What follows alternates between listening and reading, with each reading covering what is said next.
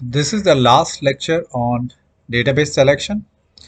So I'll just give a very quick summary of what we have covered till now. So in the last few lectures, we have looked at SQL databases. We have looked at simple NoSQL databases that are based on the notion of hashing and sort keys. We have looked at when to use a SQL database, when to use a NoSQL database.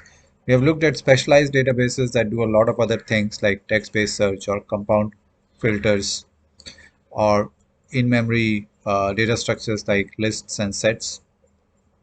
Now, what we are going to cover in this one is how to basically put it all together and use it as a framework to make a decision on which database do you use under what scenarios. So let's look at query flexibility, right? This is your starting point. You need to first figure out, is the database powerful enough to support the kind of queries you need? So if we look at the kind of queries that we have discussed till now, right? So simplest is key value query. And if you look at which database supports it, pretty much everyone supports it, right? This is the simplest query. Everyone supports simple key value query. So there's nothing to choose here. And then you have simple queries, which are simple filters based on one entity or at max a hierarchical nested entity. Those simple filters are again supported by pretty much all the databases other than Redis, which is essentially an in-memory data structure. So if you need to support filters, then Redis is the only one that you have to exclude. Now, if you have compound filters, which essentially you're trying to filter based on more than one attribute, and those are comparison based and not equality based filters, then that restricts your selection to pretty much just anything that implements the BKD tree, which is essentially Elasticsearch. If you need to support multiple entities in both in terms of queries and transactions, so essentially you're essentially restricted to only SQL servers which essentially support joins. SQL database is your only option if you need to support entities that span across multiple entities through joins and have transactions that span across multiple tables. Text search, I mean, I've put down Elasticsearch here. Solr is also an option, pretty much very similar in nature. And then if you want to use sets and lists, then Redis is the only option. Finally, GeoQuery, essentially when you want to do geospatial query, figure out locations close to a specific lat long, then both Elasticsearch and MongoDB support it.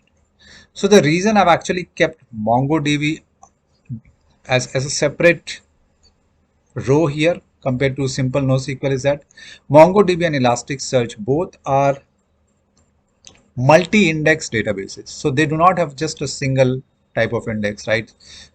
So they don't only support hashing and things like B-tree based sort keys.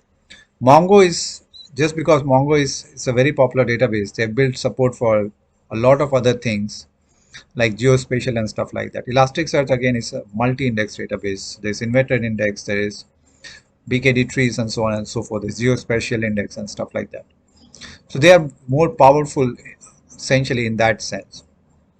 So if you look at this table, it almost becomes tempting to say, should I just use Elasticsearch in all scenarios, or should I use MongoDB where possible, because they seem to cover most of these things.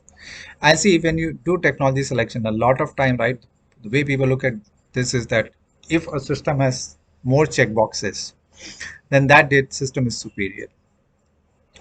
The answer in this case, in the case of a database, is not that straightforward. That the system that will check more checkboxes may actually not be as good because they're focusing on too many things. A database is supposed to be fit for purpose, and when a database has a lot of purposes that they're trying to solve, it essentially can show at other places.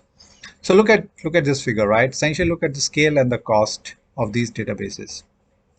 So document stores and simple document stores, and I'm not putting MongoDB here, can actually scale a lot more than any other database. Similarly, in-memory data store that only supports things like lists and sets and stuff like that and string operations, right? They again can have a much higher scale than what you can get anywhere else. Of course, in-memory data structures or in-memory databases tend to have higher cost because the cost of RAM is high. Elasticsearch essentially cannot scale as much. Plus, the ability to seamlessly auto-scale with Elasticsearch is not as great. MongoDB would fall somewhere in between Elasticsearch and document stores because it's still a document store, but it's trying to do multiple indexes, and that shows. SQL servers, right? They essentially have the least scale, and cost-wise also they're going to be slightly higher than most of these NoSQL stores, Elasticsearch included. So if you look at this, right, if you're looking for extreme scale, it makes a lot more sense to pick a specialized database, even if it doesn't do everything. It is probably better to split your components and have a fit for purpose database. So basically use one database as your primary database, and it could be a simple document database like a Dynamo or a Firestore. And if you also need to support other things, for example, free text search, then also keep an Elasticsearch as a copy.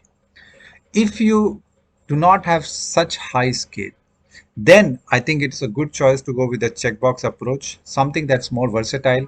So you have less elements to manage, less things to learn.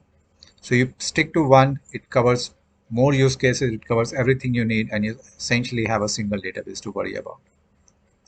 So again, right, the answer in this case again depends on scale, and you have to be very, very clear on the scale that you're looking for. It is not the scale for tomorrow, it is the scale if your system became very, very successful. And changing a database is something that you cannot do very quickly. So it is much better to basically look at scale in a more optimistic fashion and then take a final call based on that. So this completes essentially our lectures on database selection. In the next set of lectures, we will look at other technology elements. So yeah, that's it from the as far as database is concerned.